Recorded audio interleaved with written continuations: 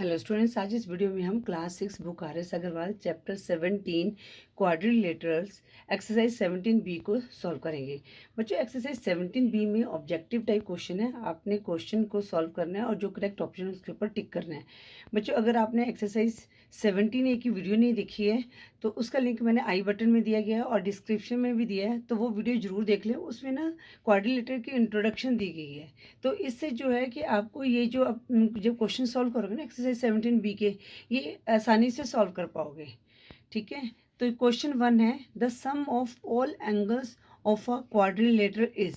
अब बच्चों, क्वाड्रिलेटर का जो सारे सम जो एंगल्स का जो सम होता है, क्वाड्रिलेटर किस तरह से होता है बच्चों? इस तरह से होता है, ठीक है ना। किसी भी तरह का क्वाड्रिलेटर हो सकता है। तो इन जो एंगल्स हैं, इनका जो सम है वो क्या होना चाहिए? 360 डिग्री होता है। ठीक है, तो ये कौन से ऑप्शन में है? सी ऑप्शन में है। तो क्वेश्चन 1 की करेक्ट ऑप्शन क्या होगी बच्चों? सी होगी। ठीक है, क्वेश्चन 2 है, the three angles of a quadrilateral are 80 degree, 70 degree and 120 degree. The fourth angle is. अब बच्चों, ऑब्जेक्टिव टाइप क्वेश्चन है, तो आपने क्या करना है, जैसे हमारे पास ये एंगल दे दिया 80 डिग्री का, सपोज करो, ये 70 डिग्री का, ये 120 डिग्री का। ठीक है, तो आपने क्या करना है, इन सबको ऐड करके 360 से माइनस कर देना है, तो ये फोर्थ वाला एंगल आ जाएगा। ठीक है, तो 120 ऐड 70 कितना हुआ? 190, 190 और 80 कितना हुआ हमारे पास? 270। तो 270 को माइनस करेंगे 360 से, 0, और 16 में से 7 लेस किया 9 आया, यहाँ रहेगा 2 में से 2 लेस किया 0, तो कितना आया आंसर? 90 डिग्री आया। तो जो हमारा फोर्थ एंगल क्या होगा? 90 डिग्री होगा। और ये कौन सी ऑप्शन में है? सी ऑप्शन में है। ठीक है, आगे है क्वेश्चन 3। क्वेश्चन 3 है, the angles of a quadrilateral are in the ratio 3:4:5:6। The largest of these angle is.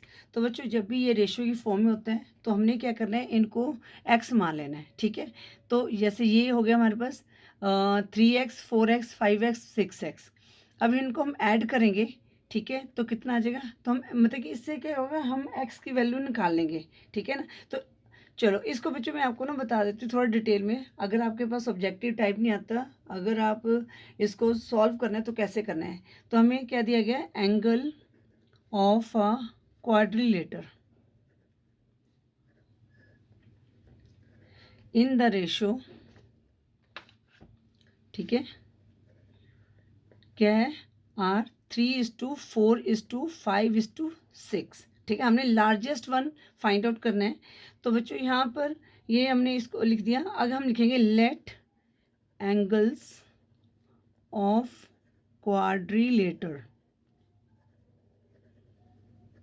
are 3x, 4x, 5x and 6x। ठीक है, अब हमें पता है कि we know that sum of angles of quadrilateral is 360 degree.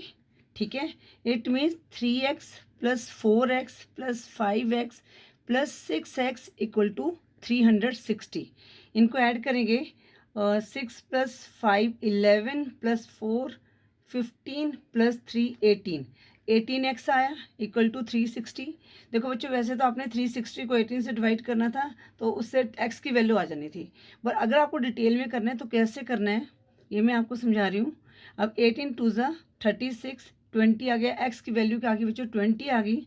तो पहले क्या है? 3x है, 3 इंटू 20 कितना आ गया?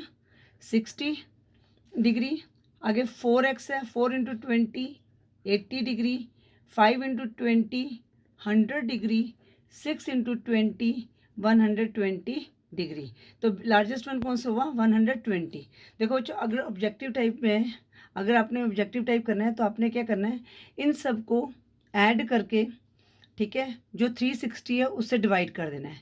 फिर हमें पता है 3 4 5 6 में से बिगर कौन सा है? 6 है, तो 6 से जो हमारी वैल्यू आई है उससे मल्टीप्लाई कर दें तो वो आपका आंसर आ गया। ठीक है ना, तो हमारा आंसर क्या है? 120 डिग्री। और ये कौन सी ऑप्शन में है? बी ऑप्शन में है। तो थर्ड की करेक्ट ऑप्शन क्या होगी? बी होगी। अब हम करते हैं क्वेश्चन 4। क्वेश्चन 4 क्या है? अ quadrilateral having one and only one pair of parallel side is called a trapezium. अब बच्चों अगर मेरी आपने पहली वीडियो देखी है एक्सरसाइज 17A की, तो उसमें मैंने बताया था जिसका सिर्फ एक जो क्वाड्रिलेटर में जिसका एक पेयर जो है पैरेलल साइड्स होती है उसको हम ट्रेपेजियम कहते हैं। ठीक है, कैसे ये वाला बताया था, ये हमारी पैरेलल साइड होती हैं।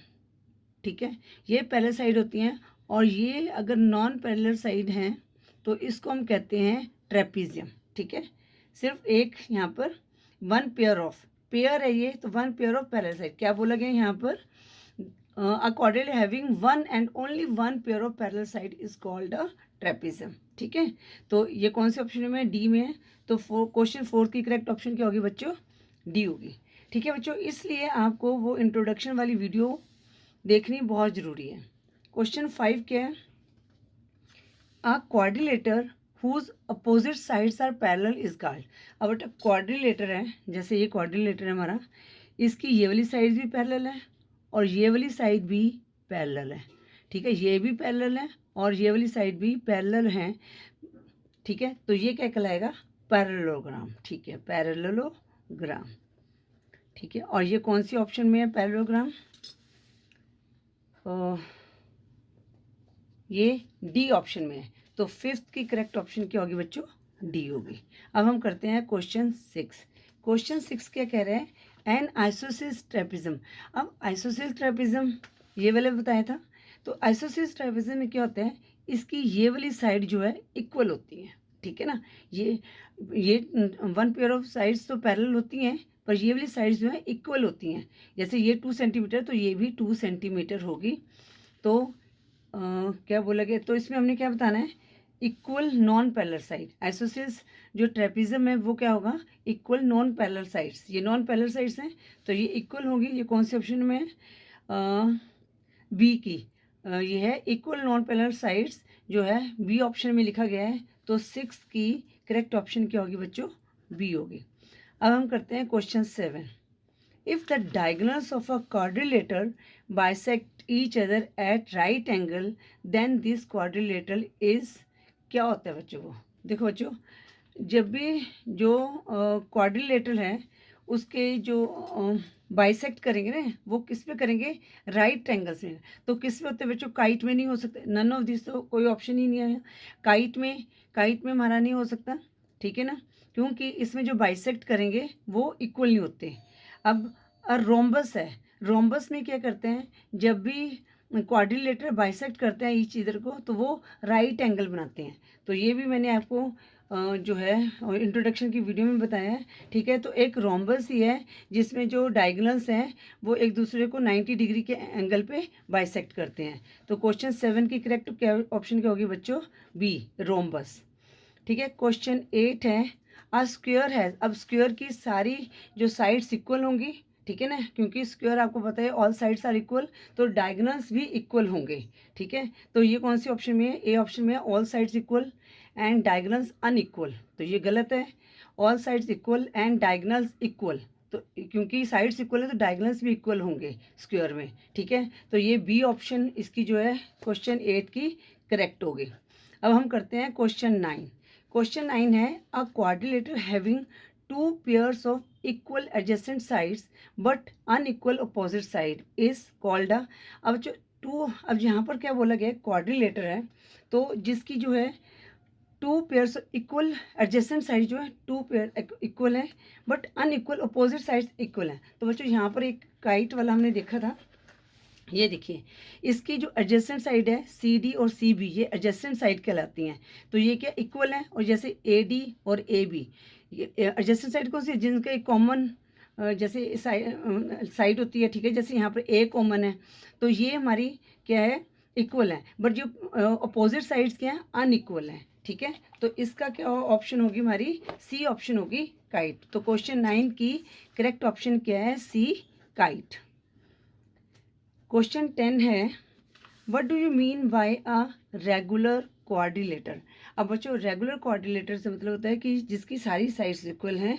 तो वो कौन से? रेक्टेंगल में नहीं होती। ठीक है ना, अब सिर्फ एक स्क्वायर है जिसकी सारी साइड्स जो हैं इक्वल होती हैं और डायगोनल भी इक्वल होते हैं, ठीक है। तो क्वेश्चन 10 की करेक्ट ऑप्शन क्या होगी? सी होगी।